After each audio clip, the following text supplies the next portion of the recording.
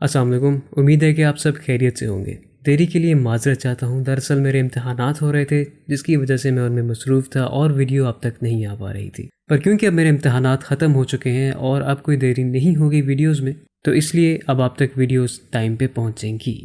मगर आज की वीडियो स्टार्ट करने से पहले कुछ बातें हैं जो मैं क्लियर कर देना चाहता हूँ। पहली बात तो ये कि आप में से वो तमाम लोग जो मुझे अपनी स्टोरीज़ शेयर करना चाहते हैं वो इस ईमेल पर मुझे अपनी स्टोरी शेयर कर सकते हैं। और याद रखा जाए कि जो कहानियाँ खुद से बनाई गई होती हैं और जो कहानियाँ सच पर मबनी होती हैं उनमें एक वाज़ेह फ़र्क होता है जो कि समझ में आ जाती है। अब आपकी कहानी में अगर ये लिखा हो कि उसके बड़े बड़े सींग थे, बिल्ली जैसी आंखें थीं, या फिर उसका मुंह इस तरह से था, उसका हुलिया मतलब पूरी डिस्क्रिप्शन बताई जाए कि बेसिकली वो जो देखा गया था, जिस चीज़ के साथ इनकाउंटर हुआ था, वो दिखने में कैसी थी। तो ऐसा नहीं होता, क्योंकि जितनी भी एंटिटीज़ हैं ये ख़ुद को ज़ाहिर तो करती हैं मगर बहुत ही एब्स्ट्रैक्ट सी फॉर्म होती है जो समझ में भी नहीं आती कि आखिर है क्या। सेकेंडली, ये चैनल सिर्फ जिन स्टोरीज़ तक लिमिटेड नहीं है, इस पर और भी कंटेंट अपलोड हो सकता है, वो कंटेंट जो मैं दिखाना चाहता हूँ या जो मैं बनाना चाहता हूँ। सो अगर आप यहाँ पे सिर्फ कहानियाँ सुनने के लिए आए हैं तो you can skip those video, otherwise आप मुझे सपोर्ट कर सकते हैं जैसे कि आप हमेशा से करते आए हैं। शुरू करते हैं आज की कहानियाँ।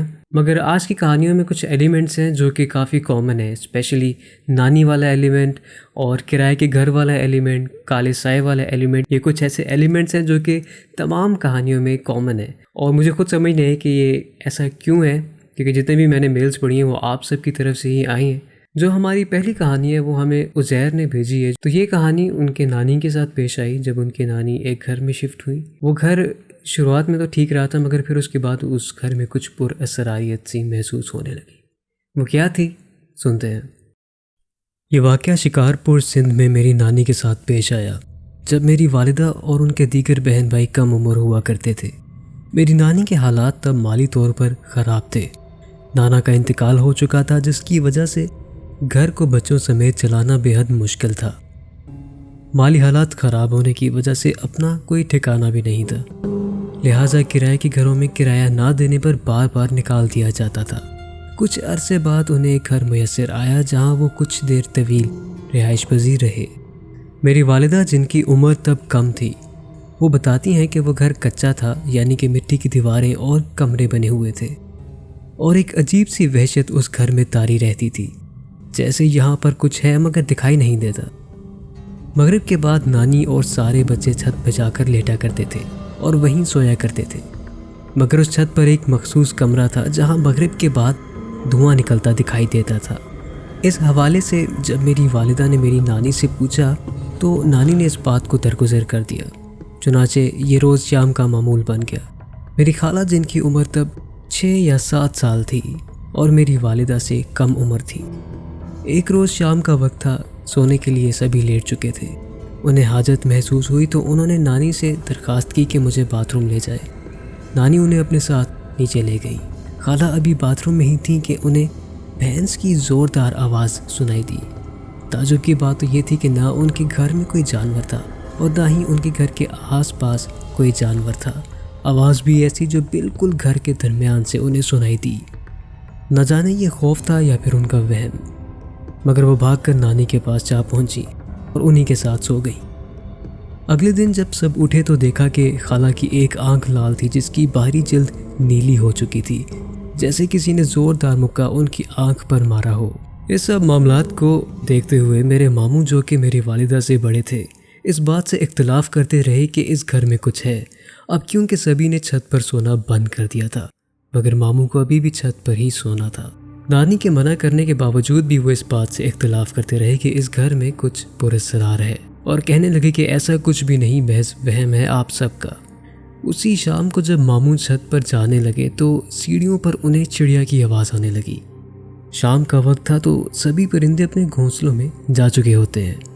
मामू ने दरगुजर किया और ऊपर चल दिए, मगर सीढ़ियों पर उन्हें ऐसा महसूस हुआ जैसे उनके पैरों के नीचे कुछ है। तो उन्होंने ज़्यादा वज़न न दिया और देखा तो उनके पैर के नीचे एक चिड़िया थी। जब उन्होंने दूसरा कदम रखना चाहा तो वही चिड़िया उनके दूसरे कदम के नीचे दिखाई दी। वो जल्दी से एहतियात करते हुए छत पर आ पहुँचे। सोते हुए उनके तकिए के नीचे से आवाज़ आने लगी, جب انہوں نے تکیہ اٹھایا تو فوراً سے انہیں ایک چڑیا اڑتی دکھائی تھی۔ ماموں نے آخر اس بات کو تسلیم کر لیا اور بھاگتے ہوئے نیچے آ گئے۔ معاملات عروج پر پہنچنے لگے کہ آخری واقعہ میری نانی کے ساتھ پیش آیا۔ مغرب ہوتے ہی ایک روز نانی کو دلہن کے لباس میں ان کی بڑی بیٹی چھت پر جاتی دکھائی دی۔ نانی کو شدید غصہ آیا اور وہ ان کو جھڑکنے کے لیے ان کے پیچھے چلی گئیں۔ چھت پر پہنچتے ہی نانی نے خالہ کو جھڑکتے ہوئے پوچھا کہ یہ کیا بےہودگی لگا رکھی ہے۔ جب خالہ پیچھے مڑی تو مردانہ آواز میں نانی کو مخاطب کرتے ہوئے کہا کہ میں تمہاری بیٹی نہیں ہوں۔ نانی فوراً سے نیچے چلی آئیں اور کمرے میں دیکھا تو خالہ وہیں لیٹی سو رہی تھی۔ چنانچہ وہ گھر بھی نانی کو چھوڑنا پڑا اور کہتے ہیں کہ آج بھی وہ گھر غیر آباد ہے۔ اگلی کہانی جویریہ علی نے ہم تک پہنچائی ہے، جو کہ ایک کرائے کے گھر سے وابستہ ہے، اور یہ واقعہ صرف ان کے ساتھ نہیں بلکہ ان کے دیگر گھر والوں کے ساتھ بھی پیش آیا۔ عرصہ دراز پہلے کا یہ قصہ ہے۔ بچپن میں جس گھر میں ہم رہتے تھے وہ رینٹ کا تھا، مگر اچھا اور کمفرٹیبل تھا۔ کہتے تھے کہ وہ گھر پراسرار تھا۔ اس گھر میں ایک کمرہ ہوا کرتا تھا جو چھت پر تھا، جہاں لوگوں کو ایک سایہ نما عکس دکھائی دیتا تھا۔ ایک روز ہمارے گھر ہماری ایک ہمسائی آئی۔ کوئی تہوار چل رہا تھا اور ان کے ہاتھ میں پھولوں کا گلدستہ تھا۔ ان کے بال کھلے ہوئے تھے اور ان میں نمی تھی۔ مغرب کا وقت تھا۔ کچھ دیر گزری تو ان کی حالت غیر ہونے لگی۔ عجیب و غریب آوازیں کس رہی تھیں اور جسم ان کا بے حد بھاری ہو گیا تھا کہ ان کے قداور اور تندرست جسامت والے بھائی بھی بمشکل سے انہیں اٹھا پا رہے تھے۔ آخرکار انہیں ان کے گھر پہنچایا گیا۔ انہیں دم والا پانی پلایا اور پھر جا کر ان کی طبیعت بہتر ہوئی۔ اگلے روز وہ فجر کے بعد گلی میں جھانکنے گئیں تو ہمارے چھت والے کمرے پر انہیں ایک سایہ نما عکس دکھائی دیا، پر اس کا سر معلوم نہیں ہو رہا تھا، اور ان کو ایسا لگا کہ جیسے وہ سایہ انہی کی طرف اپنا ہاتھ ہلا رہا ہو۔ ہمارے اس گھر میں ہمارے والد کو بھی سائے دکھائی دیا کرتے تھے، جس کے بعد ہم نے وہ گھر چھوڑ دیا اور ایک رشتہ دار کے ہاں شفٹ ہو گئے۔ وہاں بھی معاملات کچھ جچے نہیں۔ ہمیں ایک دوسرے کی شکلوں میں جنات دکھائی دیتے تھے، اور رات کے پہر اکثر سائے بھی دکھائی دیا کرتے تھے جو ایک کمرے سے دوسرے کمرے میں جاتے تھے۔ مجبوراً اس گھر کو بھی ہمیں چھوڑنا پڑا اور پھر تیسرے گھر میں شفٹ ہوئے۔ وہاں ہمیں کبھی بہت اچھی خوشبو آتی تو کبھی بے حد ناقابل برداشت بدبو آیا کرتی۔ اس کے بعد ہم پیف بیسڈ میں شفٹ ہوئے۔ وہ گھر 1960 میں تعمیر ہوا تھا اور اب اسے رینوویشن کی ضرورت تھی۔ رینوویشن کے بعد جب ہم اس گھر میں شفٹ ہوئے تو کچھ عرصہ پرسکون گزرا، مگر پھر وہاں بھی پراسراریت محسوس ہونے لگی۔ میں جب رات کو پڑھائی کیا کرتی تو مجھے کسی کے سانس لینے کی آواز سنائی دیتی تو کبھی کسی کی سیٹی سنائی دیتی۔ ایک مرتبہ تو میں نے آدھی رات کو گھر کی تمام لائٹس آن کر دی اور شور مچانا شروع کر دیا، جس کے بعد مجھے میرے گھر والوں نے سنبھالا۔ میری والدہ کو بھی اس گھر میں پراسرائیت محسوس ہوا کرتی تھی۔ ایک مرتبہ انہیں رات کے پہر غنودگی میں ان کے کان کے پاس کسی کے سانس لینے کی آواز آ رہی تھی۔ انہیں معلوم تھا کہ یہ کسی گھر کے شخص کی نہیں۔ ڈر کے مارے انہوں نے اپنی آنکھیں نہ کھولیں۔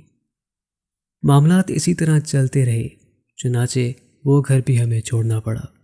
کچھ اسی طرح کے معاملات بچپن میں ہمارے ساتھ پیش آتے رہے۔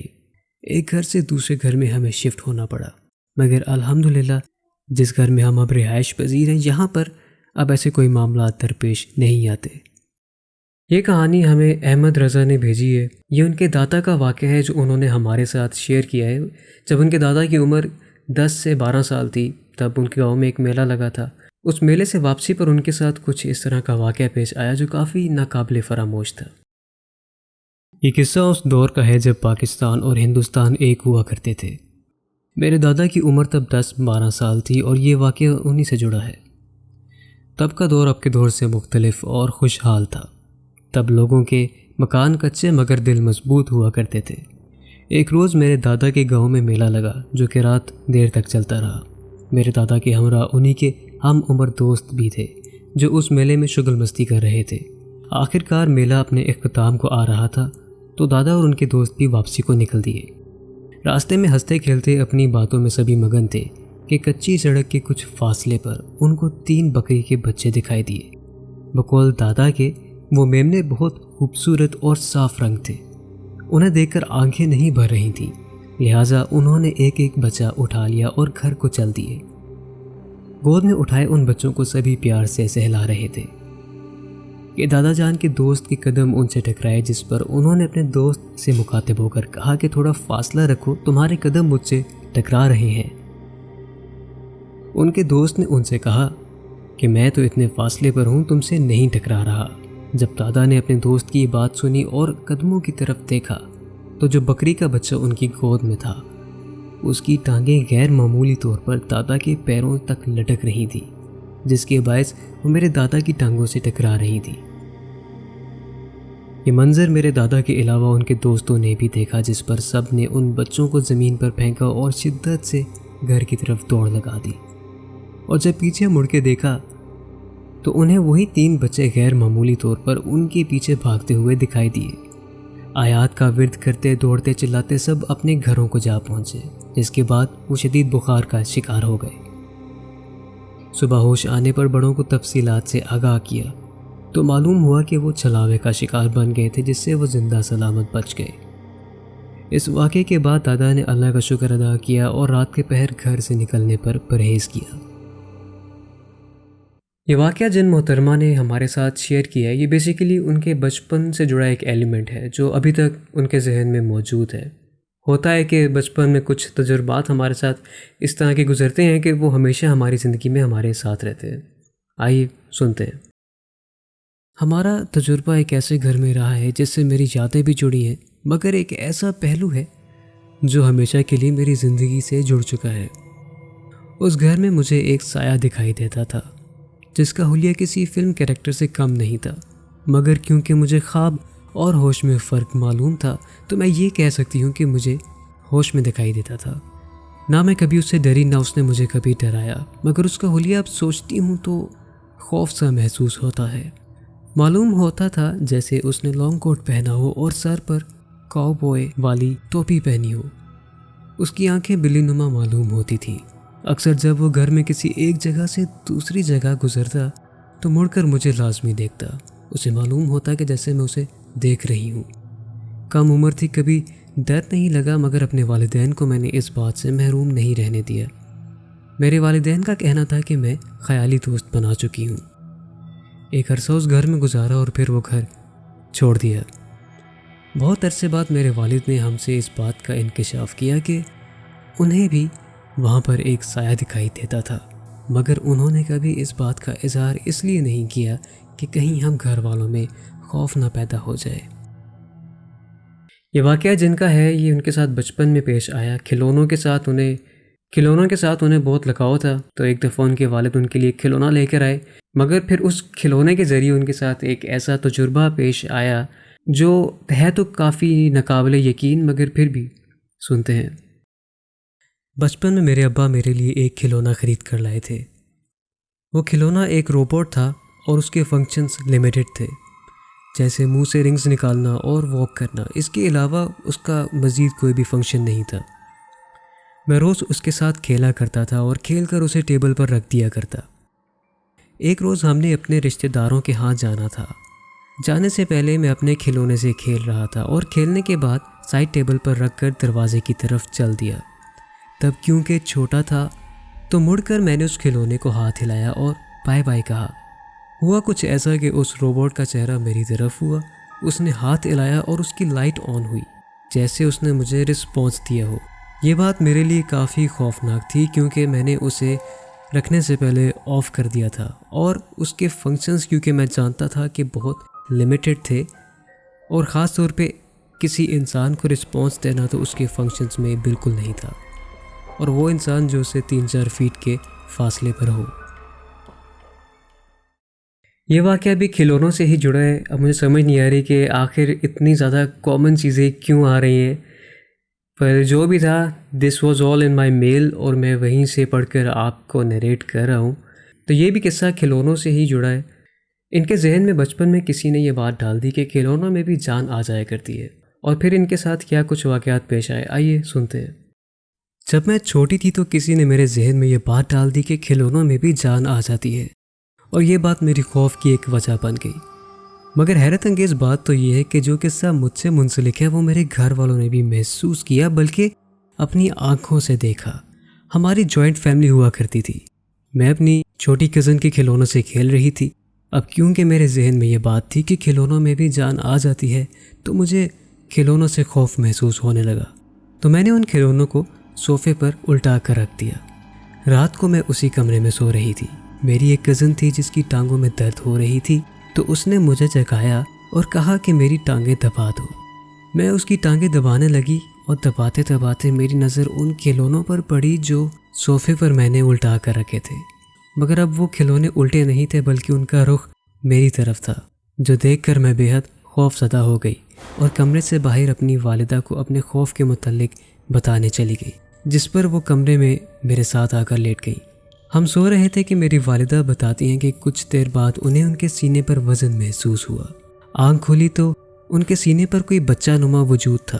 کیونکہ گھر میں بچے بھی تھے تو والدہ نے پوچھا کہ تم کون ہو؟ تو جواب میں انہیں سننے کو ملا کہ میں تم ہی تو ہوں۔ والدہ فوراً سے جھٹک کر اٹھیں اور مجھے لے کر کمرے سے باہر چلی آئیں۔ باہر دادی جان جو کہ سو رہی تھیں، انہیں جگا کر عرض کی کہ آپ کمرے میں سو جائیں اور ہم باہر سو جاتے ہیں۔